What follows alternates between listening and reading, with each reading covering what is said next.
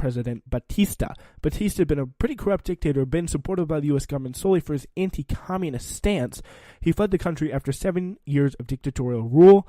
Castro gradually strengthened his relations with the Soviet Union, and Cuba became the first communist state in the Western Hemisphere. Just 90 miles from the state of Florida. Oh my gosh, this is so bad.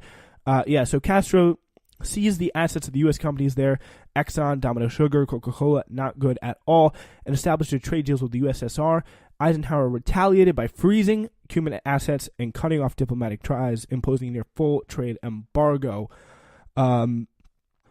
So 1961 rolled around, and President John F. Kennedy secretly deployed a brigade of 1,400 CIA-sponsored Cuban exiles to overthrow Fidel Castro.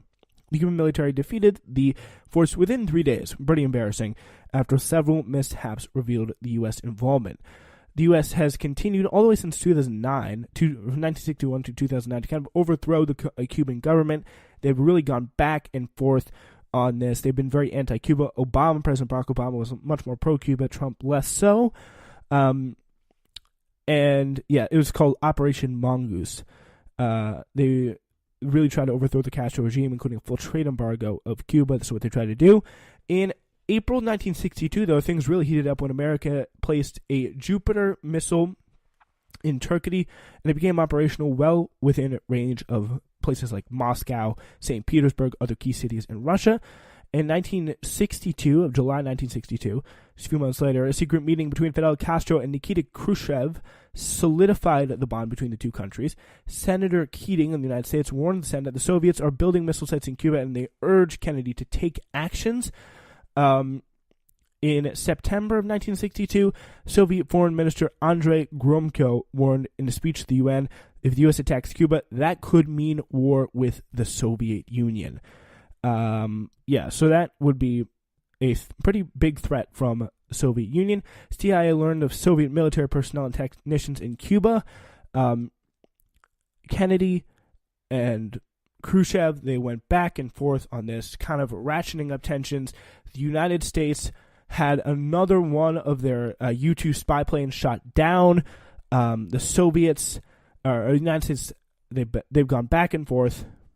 They really continued to go back and forth until finally they came to some sort of an agreement in the SALT talks, which are a little bit past this testing time period here that we're going to be testing on in the coming days. Pretty much to give you an idea of how things all played out.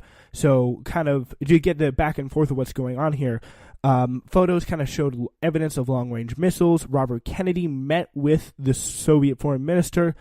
There is a possibility of quarantining Cuba.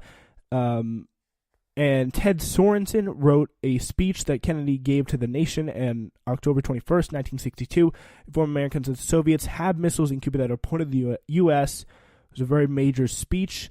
Kennedy ordered Navy quarantine around Cuba, a blockade that really angered the Soviets. Soviet ships on the way to Cuba were stopped. Khrushchev refused to remove missiles from Cuba.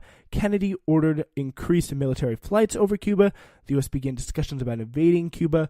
An American pilot flew off course and into Soviet airspace.